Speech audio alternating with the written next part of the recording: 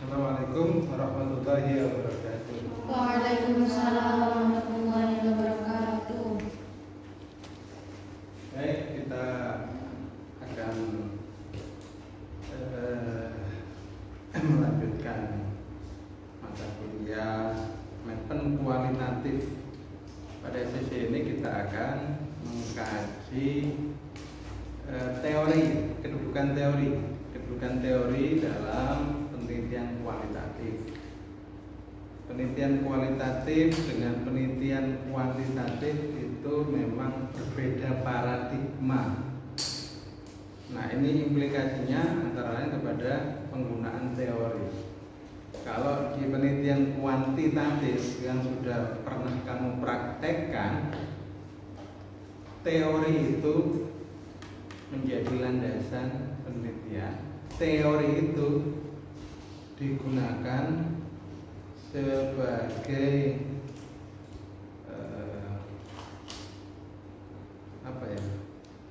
digunakan untuk diuji kebenarannya, sehingga kemudian penelitian kuan ya, ini bukan kuan itu identik dengan uji teori ya, uji teori. Artinya kalau uji teori itu berarti apa? Teorinya sudah ada atau belum? Nah, gitu. Jadi kalau penelitian kuantitatif, teorinya harus sudah ada, sudah harus dideklar, ngerti dideklar, sudah harus dinyatakan. Dan ketika kamu sudah menetapkan teorinya, maka kamu nanti akan menelusuri konsep-konsep di teori itu, menelusuri definisinya, ciri-cirinya, dan kamu akan menggunakan ciri-ciri pada konsep yang ada di teori itu untuk digunakan sebagai dasar penyusunan instrumen atau alat ukur pengumpul data. Alat pengumpul datanya apa kemarin itu? Alat pengumpul datanya adalah kuantitatif.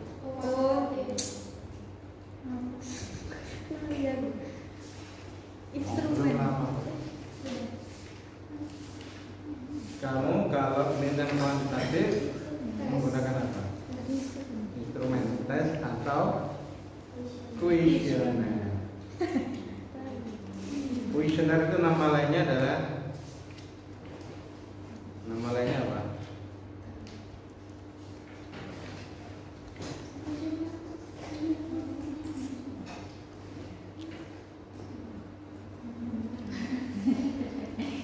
Oke, survei gitu ya. Nah, jadi kamu kalau meneliti kuantitatif, teorinya itu sudah wajib ada. Tapi kalau kualitatif itu berbeda. Bukan uji teori. Teorinya tidak harus ada. Jadi begini pandangan ya, coba kita lihat materi ini. Apa saja?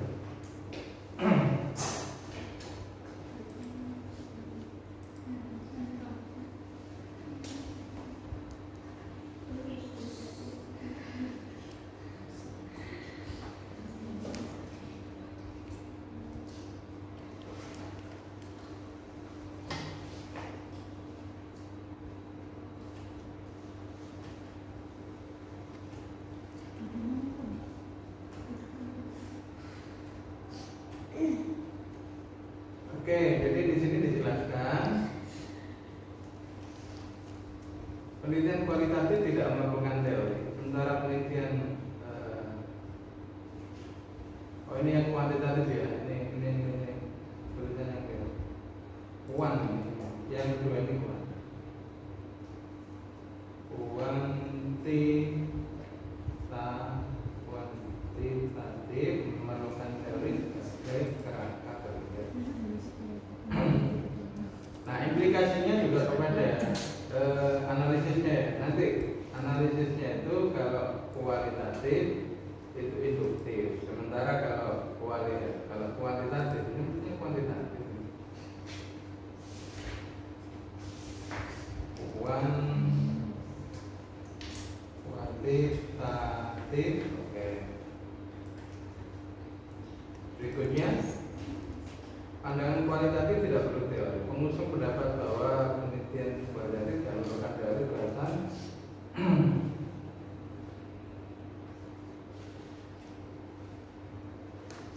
oke.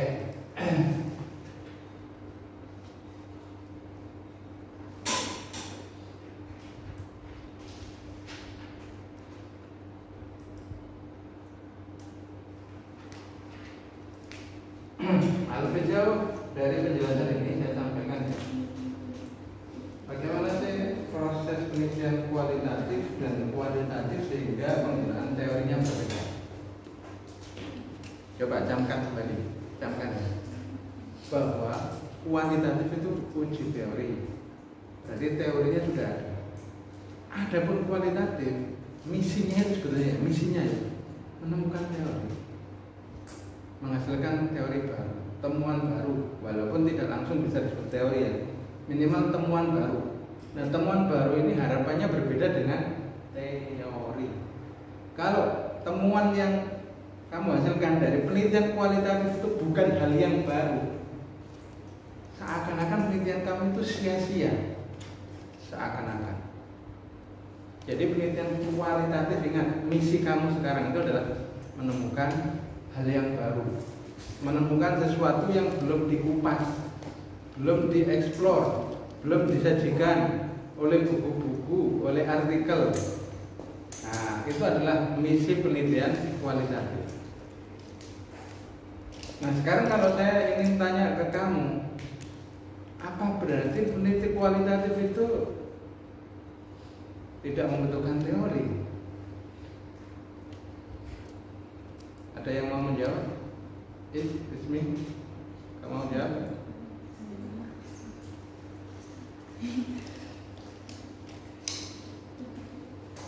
Put, ya, mau jawab? Butuh teori nggak? Gimana tuh butuh teori? Karena untuk menciptakan teori baru kita harus punya kayak kemarin itu pertama pendidikan dua cara teori sehingga kita bisa menghasilkan teori. Bisa. Cuma ada pendapat yang radikal. Radikal itu menyatakan begini: kalau peneliti sudah membaca teori, sudah punya teori di otaknya, maka peneliti itu nanti ketika terjun di lapangan, maka dia akan memotret data di lapangan itu sebagaimana kacamata teori yang sudah dibaca. Jadi peneliti akan terkooptasi oleh teori yang sudah diketahuinya. Nah, ini radikal banget. Oleh karena itu peneliti kualitatif itu datang ke lapangan, ya udah, datang aja. Jadi tanpa bekal teori, sehingga kemudian dia tidak akan terkooptasi oleh teori, tidak akan memaksa data untuk kemudian harus cocok, harus sesuai dengan teori yang sudah dipakai. Nah, seringkali kita itu kayaknya ketika berbekal teori itu akhirnya demikian, akhirnya temuannya itu kayak mengulang kembali gitu yang sudah pernah dia baca. Nah, itu yang harus menjadi perhatian kita sebagai peneliti kualitatif. Tapi pengkritik madzhab radikal ini mengatakan kalau kita sebagai peneliti itu belum punya teori, maka kita akan tersesat di rimba raya penelitian. Karena ketika kita terjun di lapangan, itu kita ibaratnya itu masuk ke hutan, nggak tahu arah mau kemana gitu, ya jadinya tersesat, nggak selesai penelitiannya. Nah, karena itu kemudian sebagai peneliti kualitatif yang memang terlebih dahulu dipersyaratkan proposalnya, kalau kamu nanti skripsi atau seperti saya ini mengajukan penelitian ke Dikbud atau ke Kemenang, itu kan mengajukan proposal dulu. Berarti kan saya harus sudah belajar teori, sudah harus mencantumkan teori. Nah, kita sebagai peneliti formal itu nggak bisa untuk kemudian tidak menggunakan teori, tidak mempelajari teori terlebih dahulu. Tapi saya pernah mencoba penelitian tanpa mengetahui teori. Saya berasumsi saya punya pendapat ada perbedaan pandangan.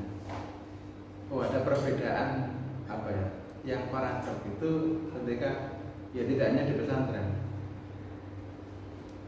Dalam pengajian kitab-kitab yang diajarkan itu misalnya ada ajaran misalnya kisos atau ajaran had atau apa ya, cambuk, mencambuk, menisab.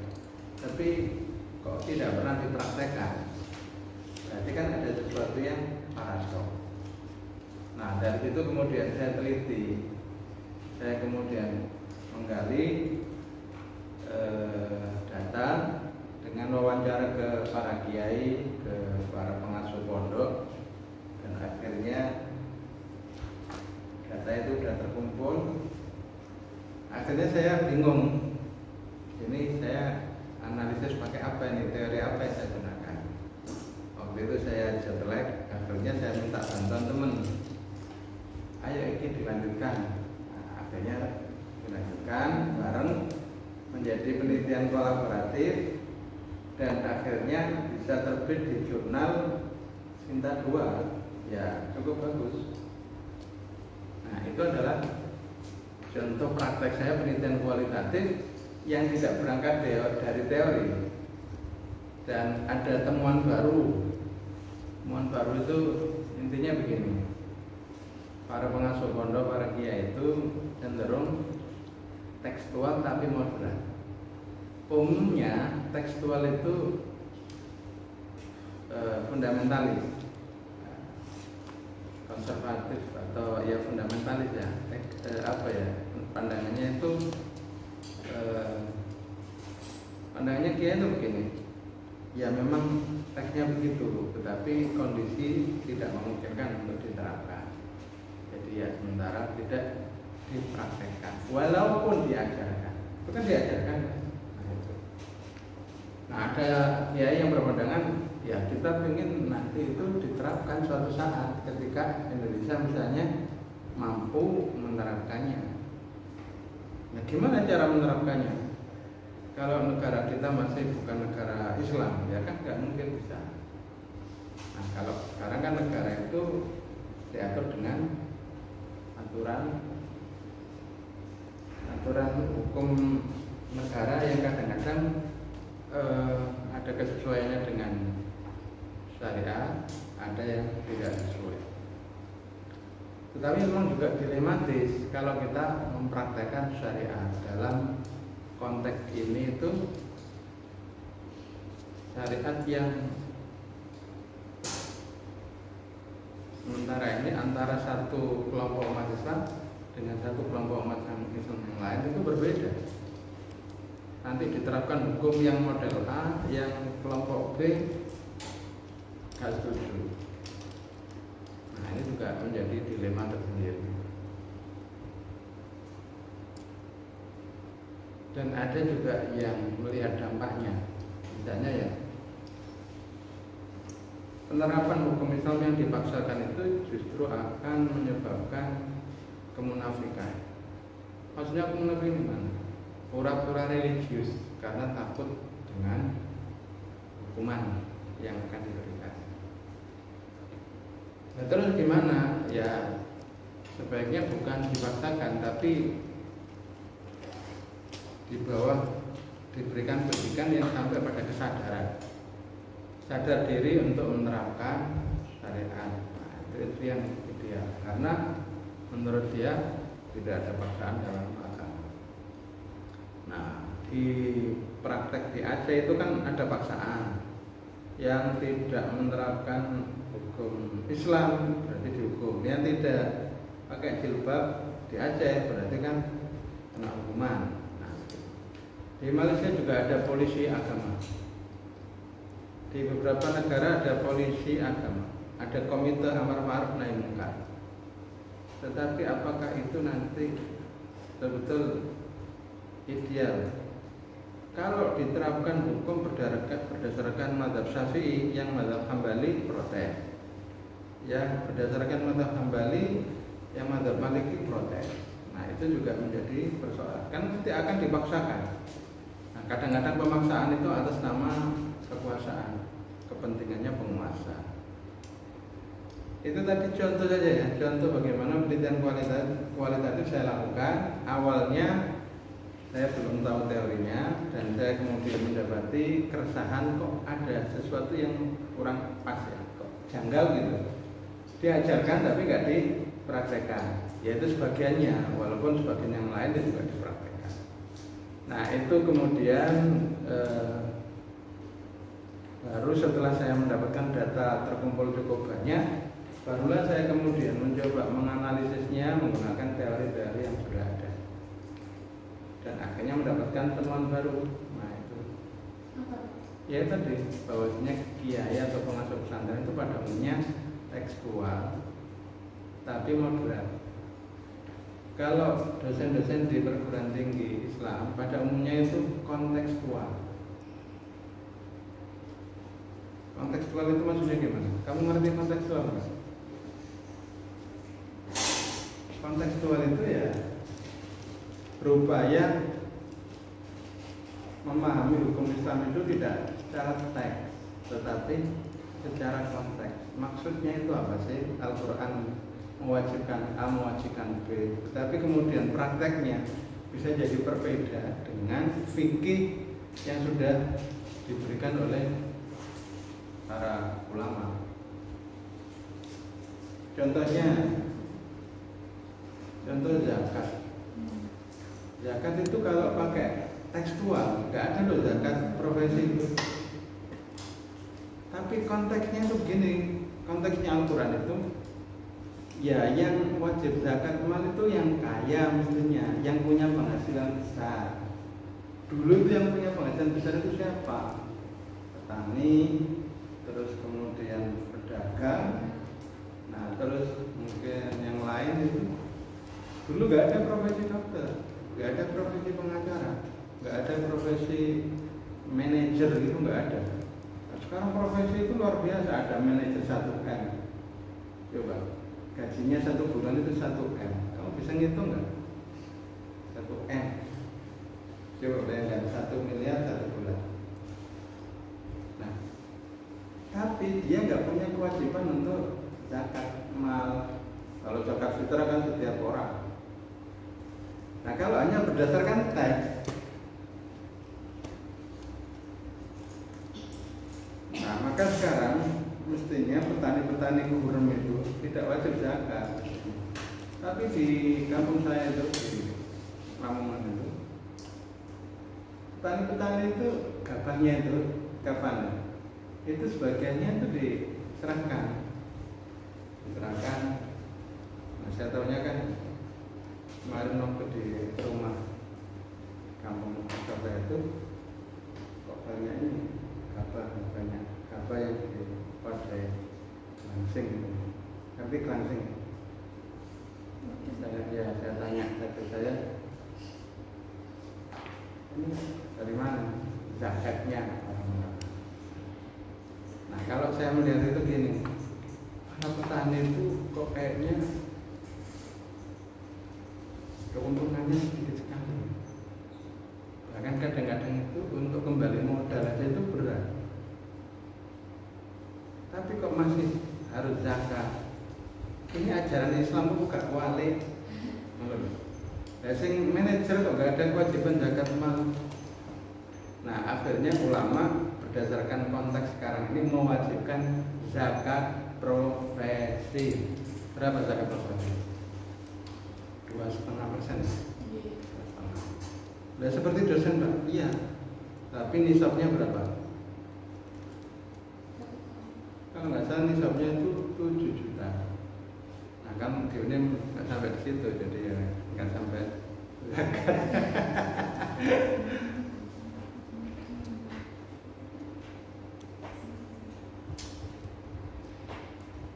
Oke, itu penelitian kualitatif ya. Sekarang kita itu contoh-contoh sih. Tadi pembahasannya agak jauh. Nah, sekarang kita kembali ke teori. Jadi teori dalam penelitian kualitatif itu berbeda penggunaannya dengan teori dalam penelitian kuantitatif. Kalau kuantitatif, teori itu diuji. Bagaimana cara menguji teori dalam penelitian kuantitatif? Masih ingat nggak caranya gimana? Lu gak ada yang tahu. Nah, dalam penelitian kuantitatif itu bagaimana teori diuji? Nah, peneliti itu harus terlebih dahulu menurunkan teori kepada hipotesis.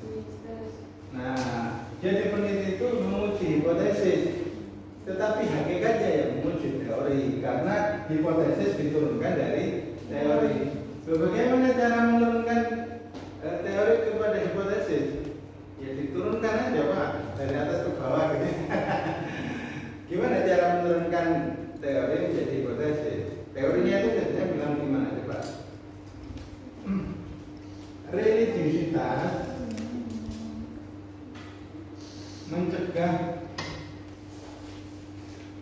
mencegah seseorang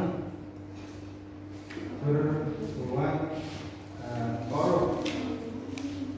Nah, misalnya begini, religiusitas membuat seseorang tidak mau korupsi, mencegah seseorang. Nah, itu misalnya teori mengatakan begitu, berarti ada pengaruh religiusitas terhadap perilaku korupsi. Semakin tinggi religiusitas seseorang, semakin rendah perilaku korupsi, gitu ya. Di Indonesia begitu. Teorinya begitu, Pak. Teorinya begitu, tapi prakteknya nggak begitu ya. Ini salah yang mana? Salah teorinya atau gimana?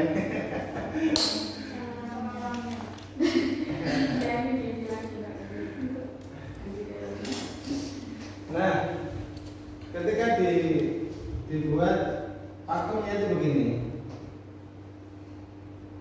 pengaruh religiusitas terhadap perilaku korupsi. Semakin tinggi religiusitasnya, semakin rendah perilaku korupsinya. Sebaliknya, semakin rendah tingkat religiusitas seseorang, semakin tinggi perilaku korupsinya. Nah, itu kan begitu ya, teorinya itu begitu. Ini diuji di lapangan. Kalau kita uji teori ini di lapangan, ini kan berarti berlaku kepada setiap orang, tidak hanya se-Indonesia, tapi sedunia kan. Teori itu lebih bagus kalau berlaku umum. Nah, ini teori berlaku umum, tidak hanya yang beragama Islam juga kan, yang beragama non-Islam juga masuk pada teori ini. Nah, itu kalau dilakukan penelitian dengan jangkauan yang luas, maka peneliti tidak akan mungkin menerapkannya, melakukannya. Maka kemudian perlu dibatasi. Dan pembatasan dari penelitian itu, pembatasan dari teori itu bisa dianggap sebagai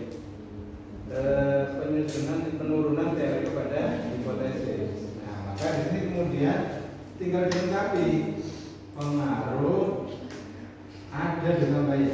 Ada pengaruh religiusitas terhadap perilaku peserta didik MA Ainulia.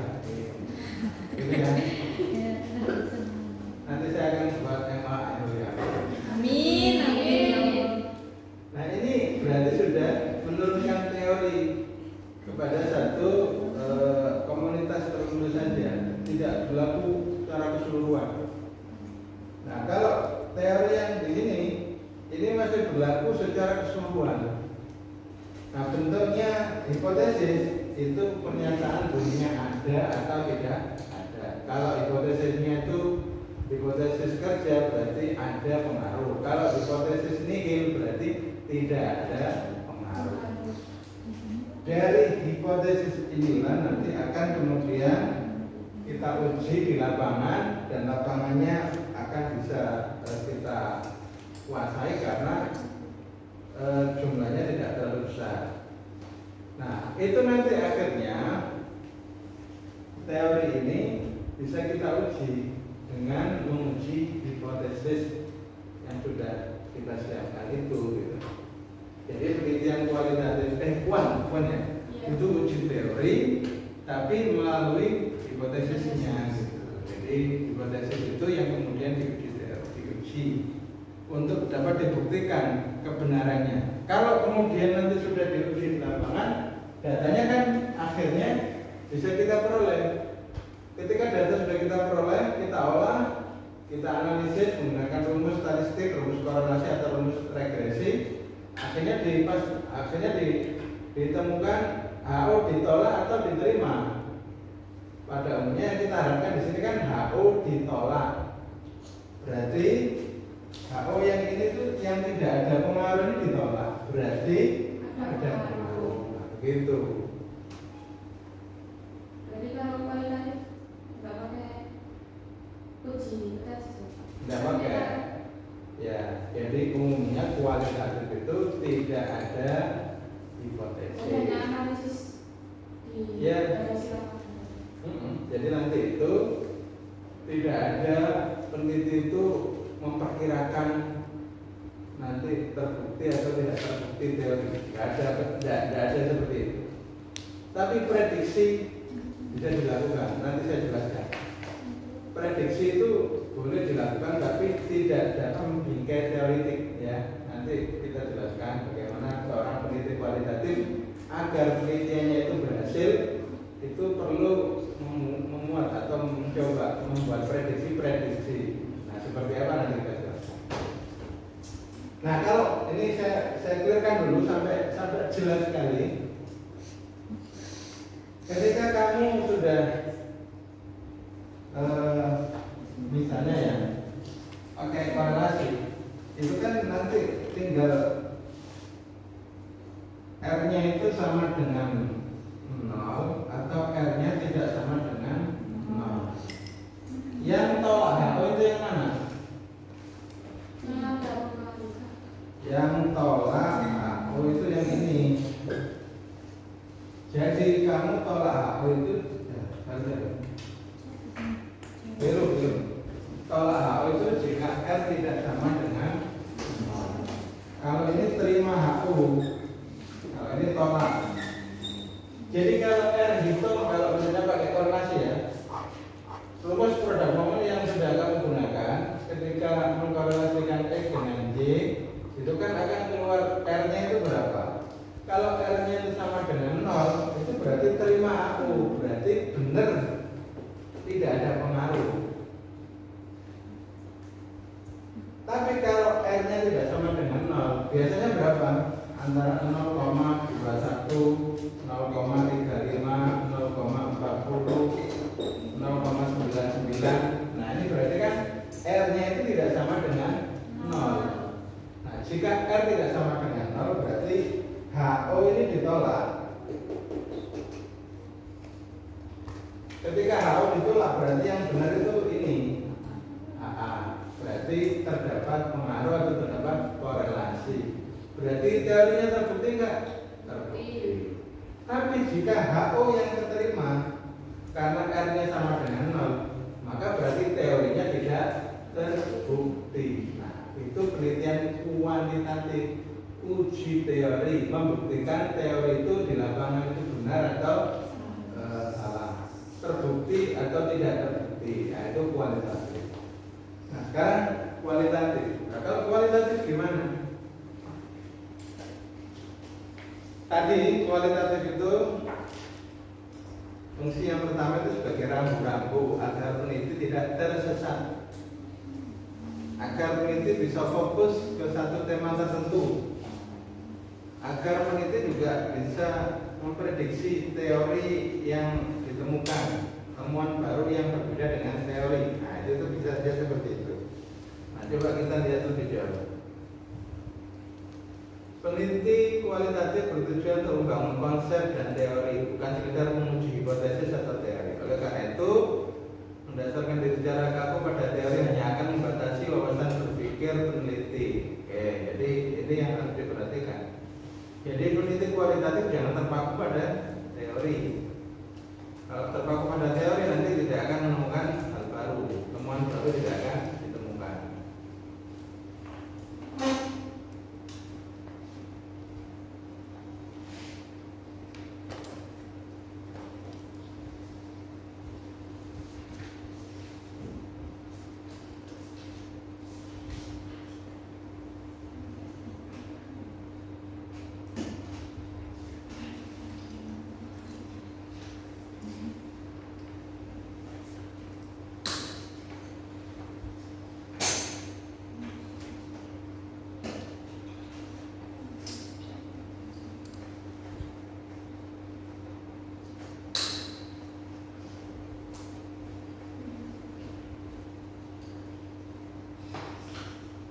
Oke, untuk itu nanti kalian untuk mempraktekkan penggunaan teori ini dalam penelitian kualitatif, kalian harus segera menyusun bab 2. Nah, bab 2 itu perbedaannya dengan peneliti kuantitatif itu seperti apa?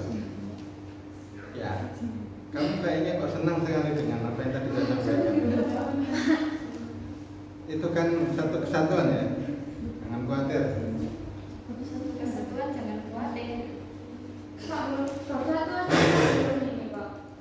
Belum ada. Jangan belum. Oh, bab 1 belum. Ya, nanti kalian bab 1. Pak satu dulu Pak. Satu-satu. Oke, saya tuntaskan ini bab 2.